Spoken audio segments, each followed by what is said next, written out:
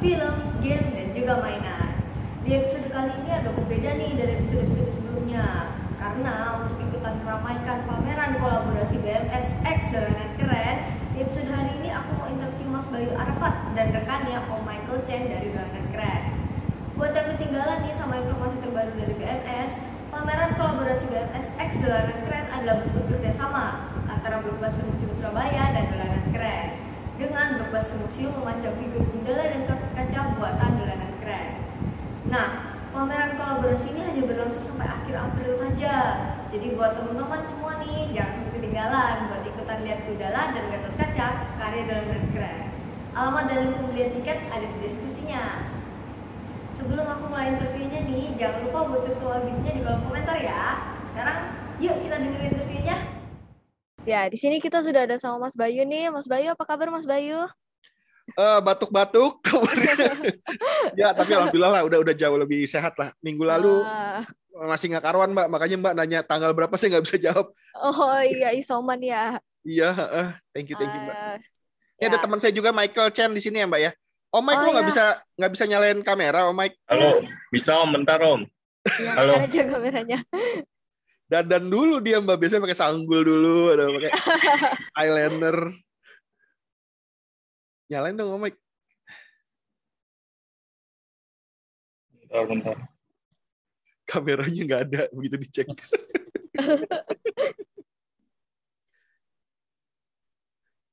Om, kan nyalain kamera tinggal pencet Om. Lu kan tinggal pencet stop video sama start video Om. Nih gue pencet deh. Tuh, hilang ya kan? Nih gue begini. Kemana?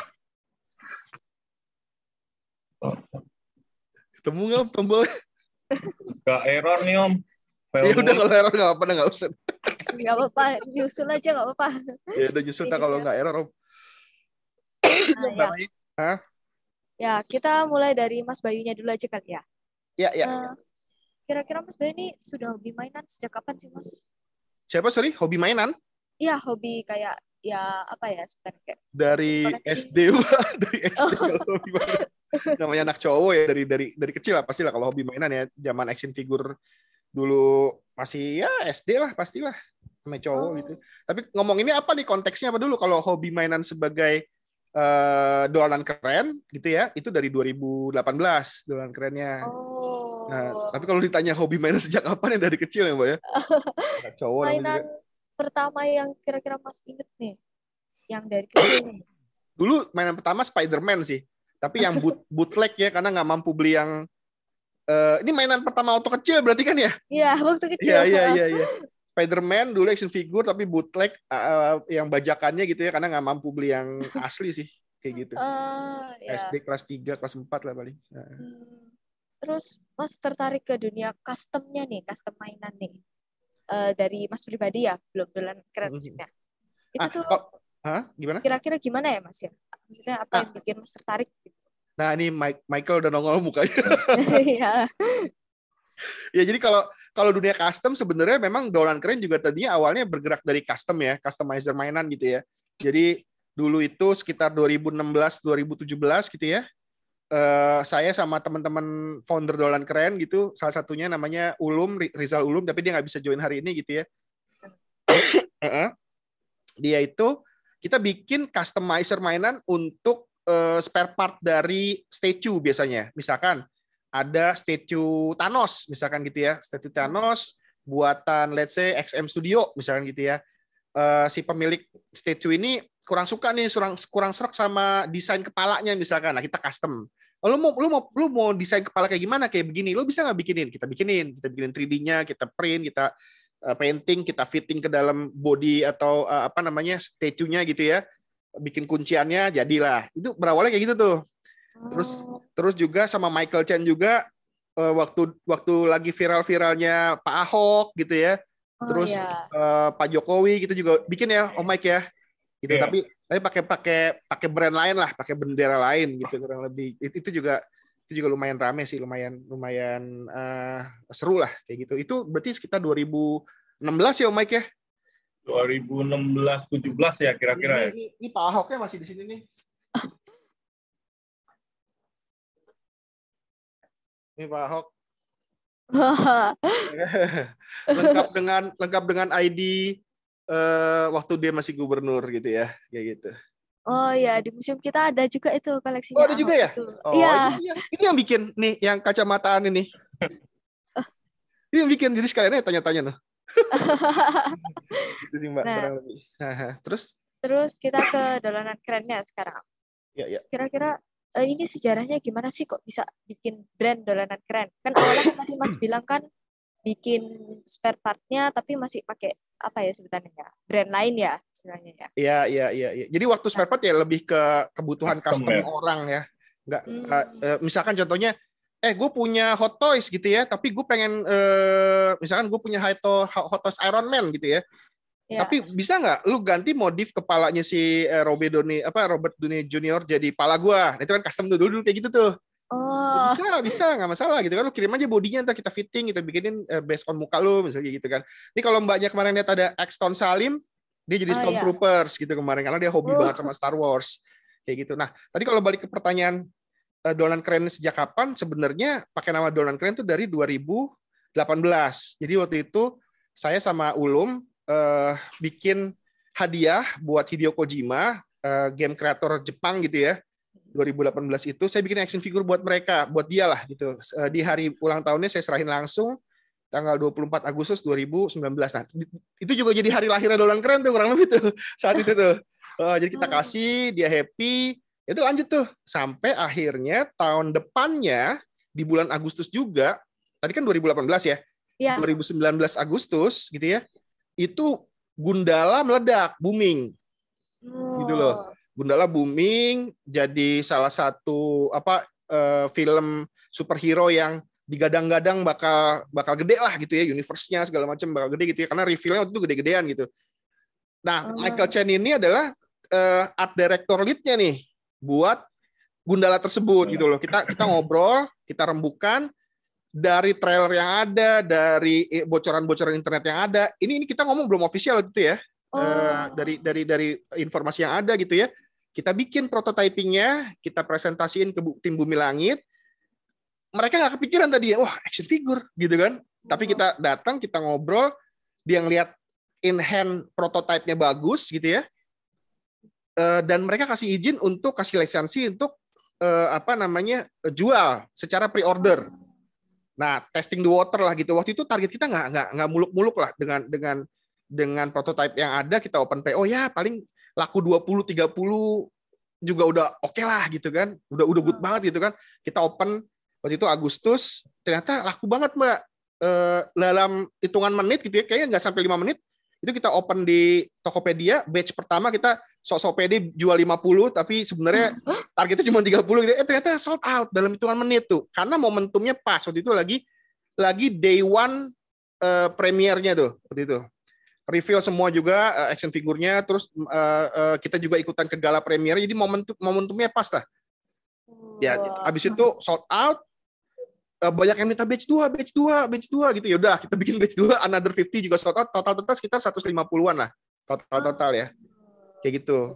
Jadi kalau ditanya kapan pertamanya, yaitu 2018, terus 2019 baru kita pelan-pelan fokus ke license atau IP lokal yang official lah gitu. Jadi kita pengennya supportnya ngedukung ekosistem IP lokal untuk jagoan-jagoan Indonesia lah, kayak gitu sih. Wah, siap, keren, mantap. Gaya ya. Jadi gara-gara momentum Gundala gitu ya, momentum itu sekarang kita lebih prefer untuk ngerjain akhirnya barang-barang official. Tapi kalau Mbak Mai ngeliat ada Batman, ada musuhnya, itu lebih ke show off lah. Kita mau ngasih tahu bahwa lu punya IP, kita bisa bikin lo Batman aja bisa. Terus Riddler aja bisa gitu kan. Terus kemarin saya posting juga Mr. Incredible juga bisa, apalagi cuman IP lo bisa lah kurang lebih. Makanya itu bagian dari flexing, tapi sebenarnya itu nggak kita jual juga kalau yang sifatnya itu kan nggak license ya, kita juga nggak berani lah. Jadi itu private commission aja gitu. Biasanya ada orang minta bikin atau kita iseng aja bikin gitu. Kayak gitu sih Mbak. Gitu. Keren. Nah, terus tantangan dalam membangun brandnya nih. Ada misalkan kayak crash internal kah, atau misalkan dari luar ada apa ya sebutannya? omongan-omongan nggak baik gitu misal. Nah itu Oh, iya, seperti iya. apa nih dalam membangun brand dolanan keren ini? Tantangannya gini Mbak, kita kan sebenarnya core team berenam ya Mbak ya, itu punya skill set lain-lain apa beda-beda lah. Kayak Mike Chen Ya. ini skill setnya lebih ke 3D gitu ya, 3D sculpting sama adjusting gimana caranya ketika semua part udah jadi gitu ya. Dia yang integrate semuanya gitu, kurang lebih Michael Chen ini. Terus ada lagi yang jago bikin baju, ada lagi yang jago ngepainting gitu ya, ada lagi yang jago ngecasting gitu ya. Itu kan semua tahapannya. Nah, salah satu challenge adalah kita semua mostly masih punya kerjaan masing-masing nih, Mbak. Jadi kadang-kadang, jadi kan emang berawal dari hobi dalam artian ya udah side job iseng-iseng aja gitu loh. Lu punya kerjaan yang udah fix gitu ya, tapi juga kadang bikin stres gitu ya. Ya refreshingnya di sinilah gitu loh, bikin mainan, lu hobi koleksi mainan, terus gimana kalau kita bisa bisnis. Tapi seringkali ya itu masing-masing sibuk kalau kerja sendiri gitu ya. Iya, nah akhirnya integrasiannya itu yang rada susah tuh. Tukang jahitnya kadang-kadang, aduh gue lagi di luar kota, lagi gini gitu kan. Terus yang biasa bikin 3D sculptor selain Michael Chen gitu ya, gue masih ngerjain project nih, nginep di kantor animasi gitu, karena dia bergerak di animasi gitu ya, gitu-gitulah. Challenge lain adalah kayak ini ya, paling ngebangun branding untuk support lokal IP, karena gini, lokal IP ini kan sebenarnya lagi booming nih. Apesnya Corona 2020. Jadi iya. Bayangin tuh, Gundala ngebikin satu pijakan yang bagus banget gitu ya menurut saya gitu ya. Terus disusul sama Satria Dewa Universe gitu kan, Gatot Kaca gitu. Disupport sama menteri dan lain-lain gitu ya waktu itu 2020 Januari, Maretnya lockdown. Ya kan, Maret atau April lockdown. Filmnya syutingnya delay, baru akhirnya 2002 ini yang insya Allah tayang bulan Juni. Nah itu sih challenge-nya lebih ke pandemi juga sih. Kayak gitu sih. Jadi tadinya udah, kita punya projection banyak nih gitu kan, karakternya A, B, C, D gitu kan, karakter si A, si B, si C. Lah tahu-tahu ke-hold semua gitu ya, sudah. Gitu ya. Itu sih Mbak Mai. Oh itu tantangannya, dia sih memang pandemi ya. Nah, iya. Untuk harapan ke depannya nih, untuk industri mainan dan intelektual properti lokal nih, kalau dari Dolanan Keren gimana nih? Kalau industri mainan, terus terang gini Mbak, bentar ya Mbak ya. Kolektor di Indonesia itu sebenarnya banyak ya, dan relatively juga udah di titik di mana mereka lagi punya duit nih, lagi produktifnya nih. Let's say 20-an atas sampai 40-an, 50-an tuh lagi gila-gilanya gitu Mbak. Kalau Mbak main di dunia kolektor gitu ya. Artinya ya lihat aja lah Frans Sanjaya gitu ya, Medi Rinaldi itu kan salah satu inilah ya, influencer mainan gitu kan ya, action figure. Sekali beli misalkan 30 juta, 40 juta gitu. Jadi pasarnya sebenarnya ada nih. Pasarnya ada sebenarnya, cuman emang mostly IP lokalnya ini yang belum menurut saya masih terdevelop, masih jauh lah dibanding sama IP luar, let's say Marvel, DC gitu ya. Ya tapi nggak apa-apa, namanya usaha ya. Ya kita usaha gedein nama, tapi syukurnya kemarin Gatot Kaca nge-reveal trailernya dan kayaknya feedbacknya hampir 90% positif ya kalau saya lihat ya, dari segi segala macam. Tinggal lihat tuh, mudah-mudahan hype-nya naik nanti bulan Juni, lanjut sama Bumi Langit bakal ngeluarin Sri Asi. Nah, pelan-pelan kan naik lagi tuh. Corona juga lama-lama turun. Bumi Langit juga mau launching Virgo gitu ya. Terus Arjuna juga kemarin di reveal. Kita ngomongin IP lokal gitu ya. Nah, mudah-mudahan pelan-pelan naik lagi nih, Mbak. Terus nggak ada lagi tuh varian Omi Crot atau apalah gitu ya. Drop lagi, pusing lagi kita gitu kan. Ya, jadi kalau ya harapannya gitu sih, industri kreatif juga sebenarnya udah belum cukup lah, tapi pelan-pelan Kemenkraf ya atau Pak Sandiaga juga udah mulai ngelirik nih. Pak Sandi juga udah pernah dapat action figure juga dari kita BTW gitu kan. Jadi di situ support pemerintah juga udah ada gitu ya. Tapi memang kalau dibandingin sama negara lain, let's say China, Jepang, USA, kalau ngomongin action figure industri di sana itu udah jutaan dolar gitu ya. Jadi udah common gitu loh. Kita mungkin ketinggalan 20 tahun kali ya secara teknologi, secara resources gitu ya. Tapi kalau nggak ada yang mulai kan juga ya siapa lagi kalau bukan kita gitu kan yang mulai kan, gitu sih Mbak. Iya betul. Keren nggak Mike? Speech gue keren nggak Mike? Ya, jadi kalau di luar kan udah di support full ya. Betul, Kayak di udah mature lah ya. Iya. Kayak di Jepang kan animasi itu dia jualan mainan baru dibikin animasi. Betul. Jadi animasi yang support produk lainnya gitu. Kalau di sini kan kita masih apa ya? Homemade ya, Om. Istilahnya Iya, ya. masih industri kos-kosan bukan homemade, Iya. Om. Ya kalau di Jepang tuh udah bahkan lebih dari itu, Om Mike. Kita nyebutnya Iya. udah jadi culture, Om. Jadi budaya Iya. gitu. Jadi kayak Iya.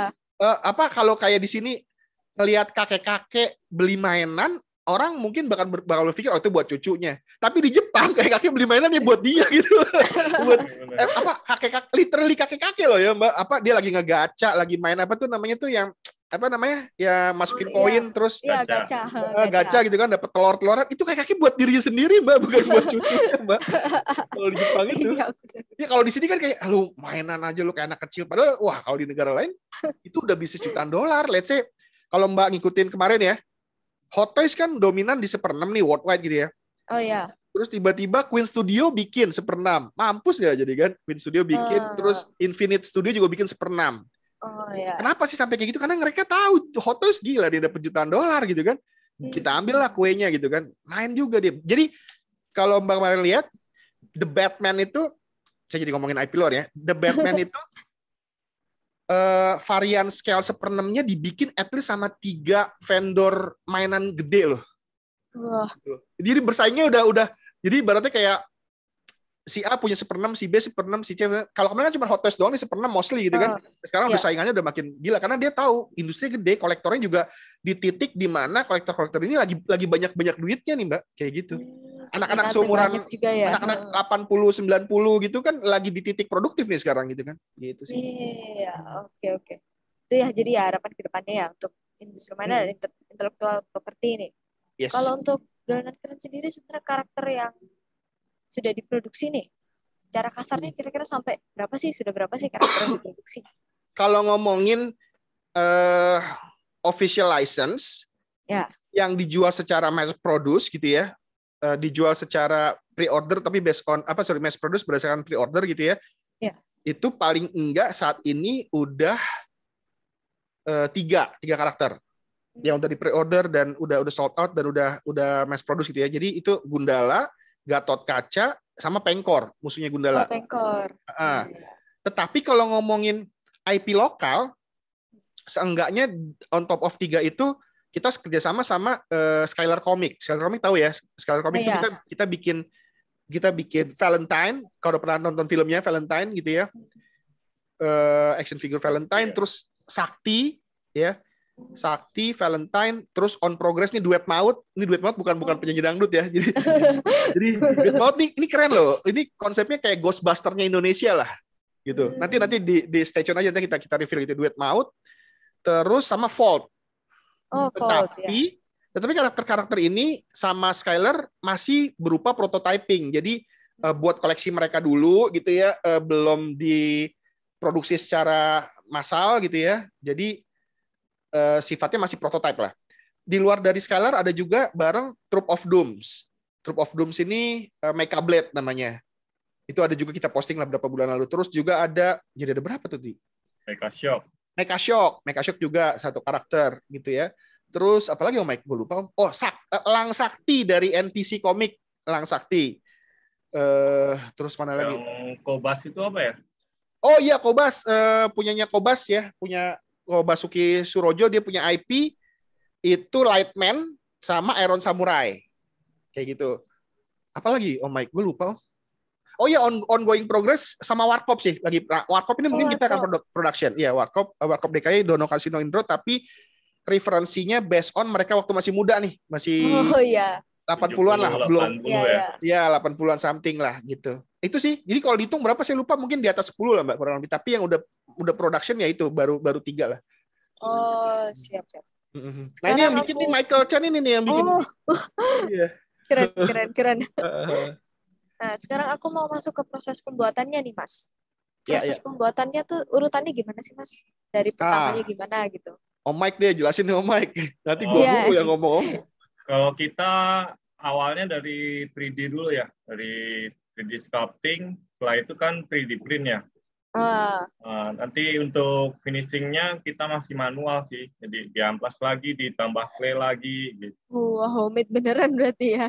Iya, jadi kadang satu project itu bisa 2-3 kali print gitu kan, dari digital ke fisik kan pasti ada beda-beda dikit ya. Iya, Jadi iya. untuk benar-benar fitting itu bisa 2-3 kali print.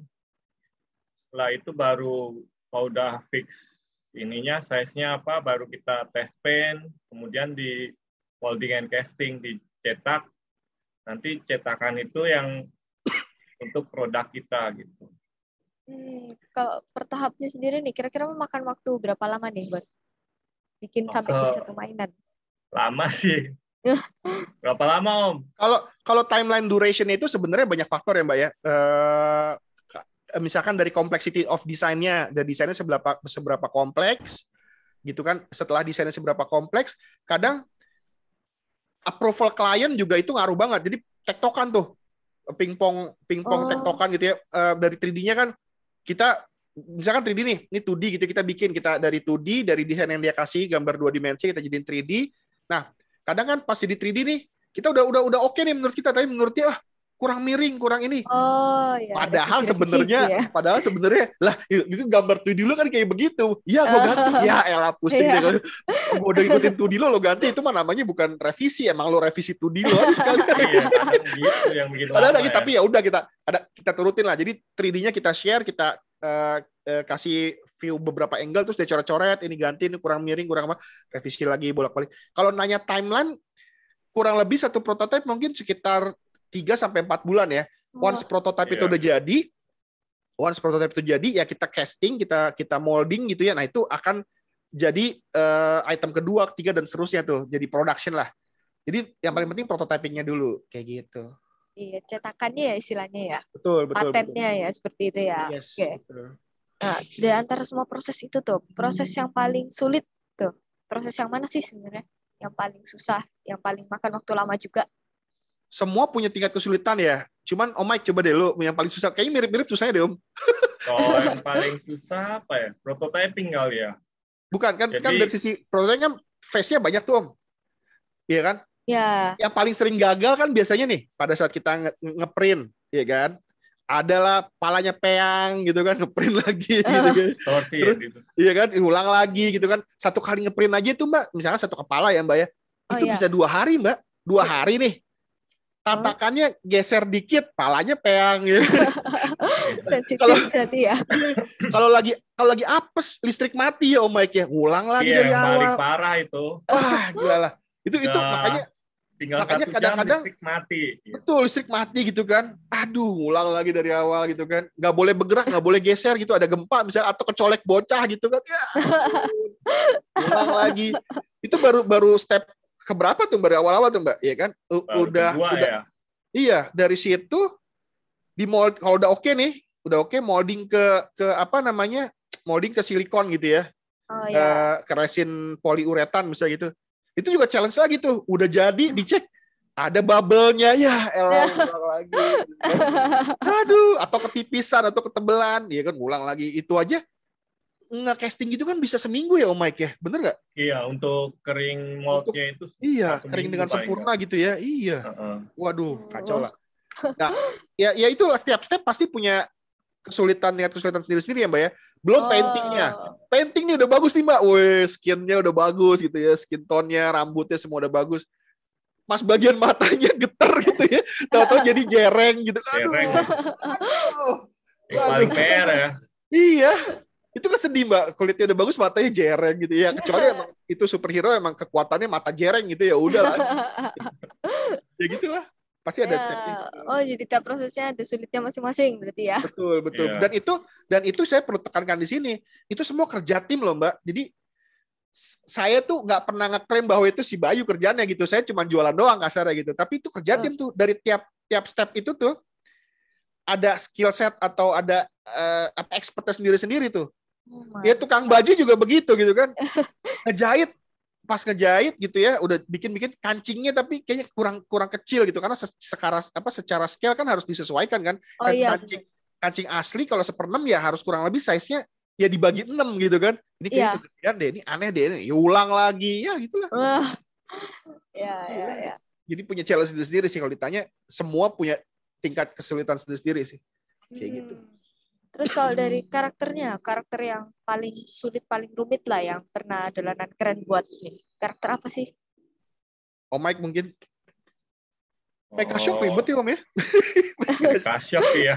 Mecha Shock ribet. Kalau Mbak nanti coba cek aja Mecha Shock, jadi mungkin Mbak bisa riset atau nanti saya kasih linknya gitu ya. Mecha Shock itu IP dari salah satu tim kita juga gitu, namanya Yudi Mecha Shock. Dia punya YouTube juga.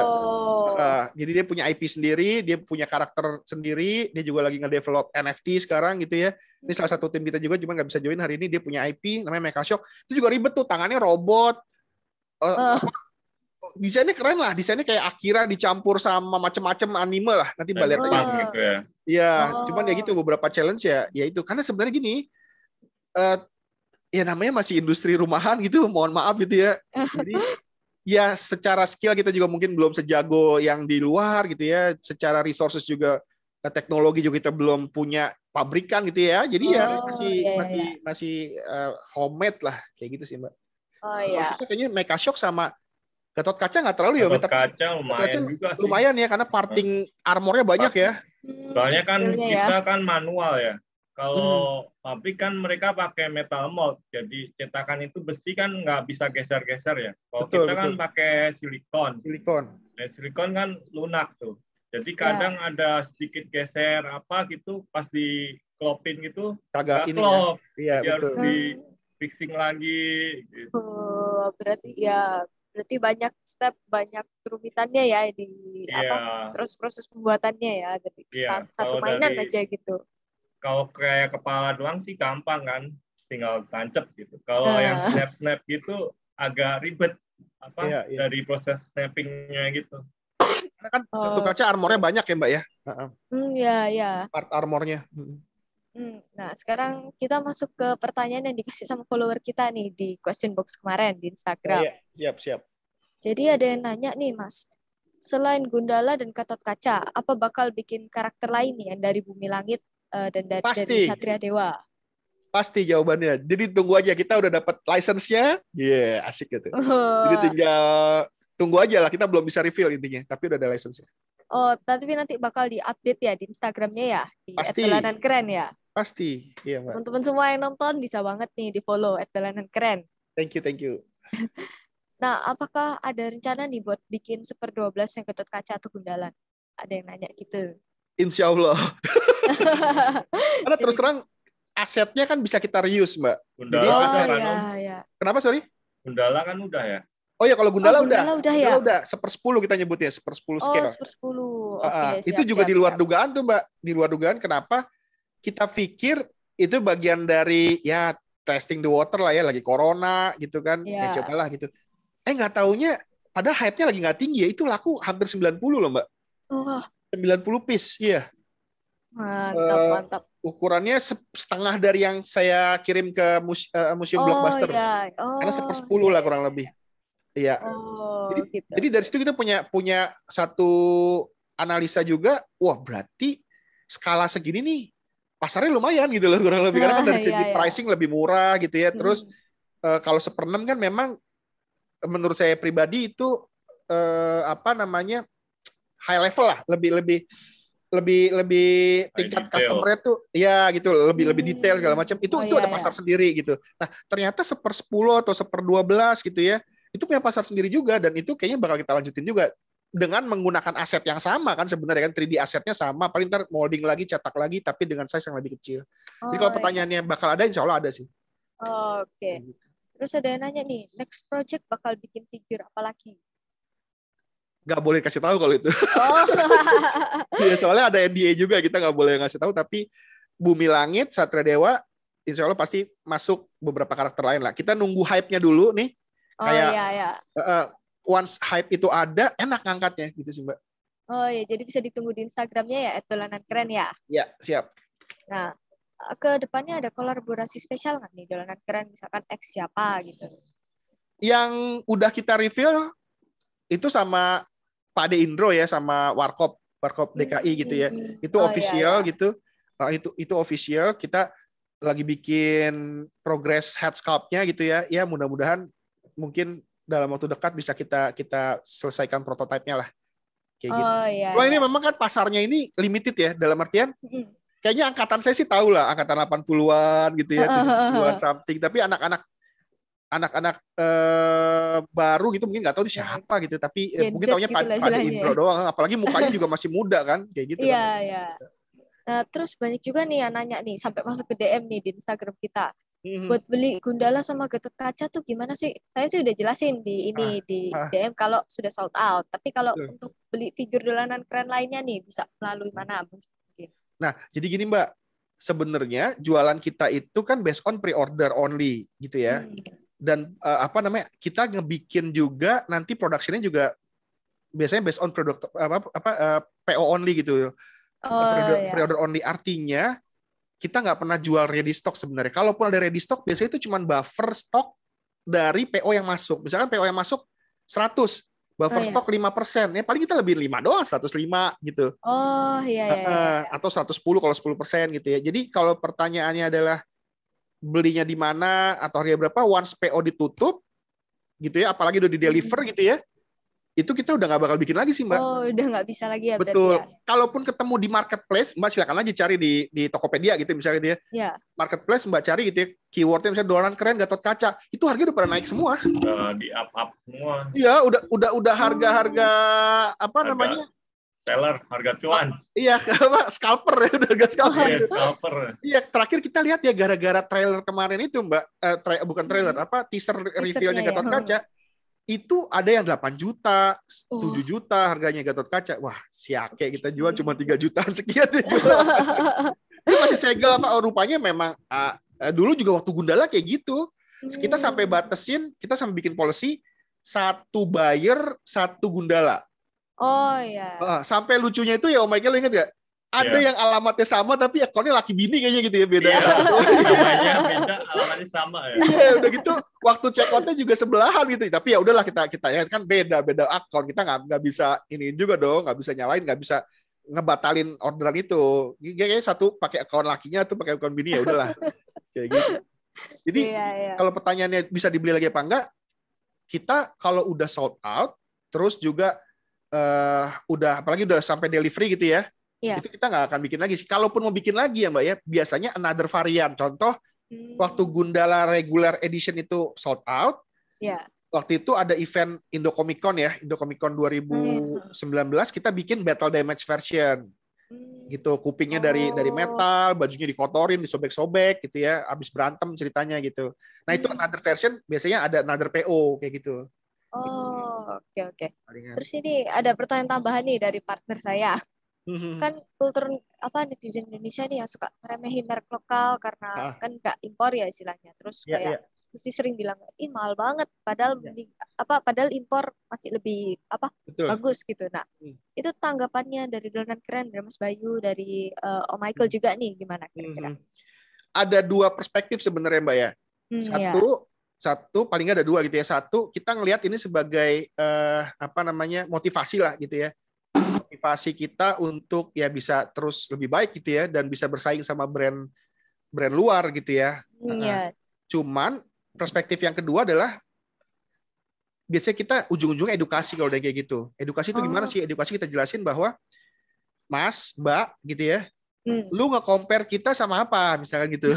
Lu nge-compare kita sama apa? Hot Toys. Wah, thank you banget kalau lu compare kita sama Hot Toys. Kita ini Om Mike ya, kita wah gila di-compare sama Hot Toys loh. Yang industri puluhan juta $, yang dia punya aset dari pemilik IP-nya langsung, teknologinya, resources-nya semuanya udah high end gitu ya. Dibikin masif ribuan piece. Kuantitinya ribuan piece, IP-nya internasional, dijual worldwide. Gitu kan? Dijual di harga let's say berapa? 3, 4, 5 juta tergantung. 4 jutaan ya sekarang ya. 3, 4, 5 juta tergantung karakter.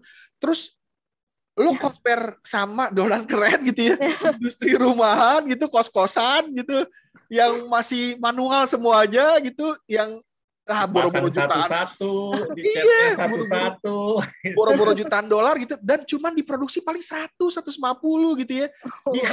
Di harga range harga yang sebenarnya mirip-mirip juga, Mbak. Kita masih bermain di harga 3 jutaan something supaya bisa bersaing nih sama si Hot Toys yang mungkin 3, 4 juta, 5 juta something tergantung karakter sama seberapa hype ya. Movie-nya atau apanya kan biasanya tuh naik tuh, itu impact tuh ke harga gitu kan. Nah, kalau kalian meng-compare seperti itu, kita edukasi kayak gitu. Nah, apalagi kalau ada yang compare sama Marvel Legend. Waduh, udah kita nggak usah ngomong, udah kita mendingan mundur dah. Ya, kabur. Lalu Marvel Legend atau yang lagi hype sekarang nih McFarlane ya Om ya. McFarlane ya. 300, 400, 500 ribuan gitu. Tetapi dibikinnya masif, Mbak, ribuan piece, Mbak. Lagi di factory juga gitu loh. Iya lah, kita ya kita gini lah ya, intinya terima kasih kalau ada yang ngeremehin gitu-gitu ya nggak apa-apa, kita mah jalan-jalan jalan-jalan aja gitu ya. Ya lo ngeremehin boleh, monggo, beli juga nggak apa-apa, enggak juga nggak apa-apa gitu. Mungkin bukan lo bukan pasarnya juga gitu kalau misalnya bilang mahal ya. Gitu sih. Iya. Panjang banget, Mike, lo mau nambahin nggak, Mike? Iya, mungkin ada tambahan. Sama sih kayak gitu sih ya. Banyak banget sebenarnya yang remen gitu ya Om ya. Iya, jadi kita buat ini aja ya, open main aja ya. Kita bikin satu figur itu kan untuk assembly aja bisa berhari-hari. Untuk produksi ya, bukan prototipe ya. Iya. Assembly satu figur aja itu dari cetak itu bisa berhari-hari gitu. Bisa seminggu lebih kalau dihitung waktu timelinenya ya. Minggu kali 100 saja udah berapa gitu, berapa lama gitu kan. Itu baru ngomongin satu production ya Om ya, satu piece production ya Om ya. Iya. Jadi kita perbanyak resource juga, nggak semua orang bisa handle gitu. Jadi betul.